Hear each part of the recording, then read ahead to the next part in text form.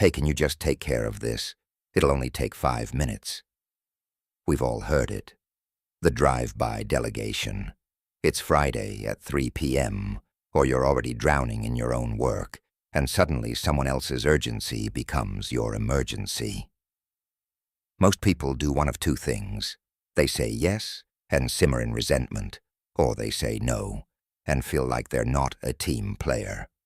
Today, I'm giving you a third option.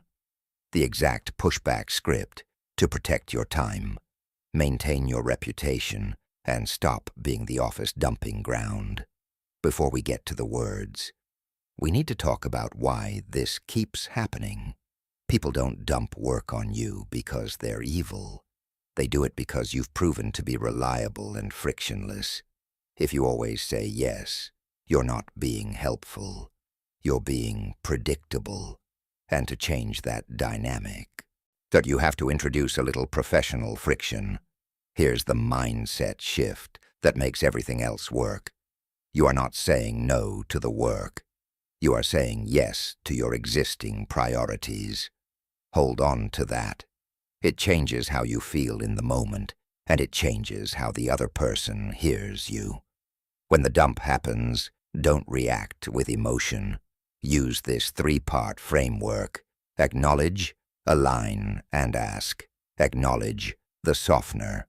Don't open with, "I can't." Start by acknowledging the task itself. "I understand this is a high priority for the team." That's all you need. Short, warm, non-committal. Align, the reality check. Now lay out your current plate so they can actually see the trade-off. Right now, my main focus is finishing the Q3 report and the client presentation, both due by Tuesday. You're not complaining. That you're not making excuses. You're naming real, specific things, and that changes the entire tone of the conversation. Ask, the priority pivot. This is the move that does the heavy lifting. You put the ball back in their court. "If I take this on, one of those other projects will have to move to the back burner. Which of these would you like me to deprioritize to make room for this?" Why does this work? Because you're not being difficult. You're being logistical. You're forcing the other person to take responsibility for the consequences of their own request. Most of the time, they'll either pull back the ask, handle it themselves, or actually help you reprioritize. Any of those outcomes is better than silently absorbing more work. Handling different dumpers. How you deliver this depends on who's doing the dumping. The peer. If you keep it firm and redirect cleanly. "I'd love to help, but my plate is at full capacity through Friday. I can take a look Monday, or you might want to check with name. They may be better placed for this one." The urgent manager. Lean into quality, not capacity. "I want to make sure this gets the attention it deserves. If I add this now, the quality of existing project will suffer. How would you like me to balance these?"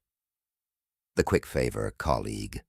Set a boundary around your focus time. "I'm in deep work mode until 4 p.m. If you send me a quick email with the details, I'll see where it fits in my schedule later this week." Same principle, 3 different tones. Match the relationship. The 5-minute trap. Watch out for this one. It'll only take 5 minutes. It never takes 5 minutes. Between the context switching, the actual work, and the inevitable follow-up questions, you're looking at an hour, maybe more. When someone drops this line on you, here's what you say. "If it's a 5-minute task, it'll probably take me longer to get up to speed than it would take you to finish it. Since you're already in the flow, it makes more sense for you to keep the momentum. Clean, logical, no hard feelings. You've just handed the shovel back. Here's what I want you to take away from all of this. You teach people how to treat you. The first time you push back, it feels scary. The second time, it starts to feel like professional self-respect. And by the third time, people stop dumping on you in the first place. because you've quietly become someone with clear boundaries and a full plate, and that person doesn't make for an easy target. But pushing back isn't a refusal to be a team player. Done right, it's the opposite. When you're honest about your capacity, the whole team gets more accurate information. Work goes to the right people. Deadlines get set with real inputs. That's better for everyone. I've put a cheat sheet version of these scripts in the description. Copy it straight into your notes and keep it handy for the next time someone slides into your inbox with a quick favor. And I want to hear from you. What's the wildest thing someone has ever tried to dump on your desk? Drop it in the comments. I'll be reading everyone. If this was useful, subscribe for more scripts and strategies to help you navigate work without losing your mind. See you in the next one.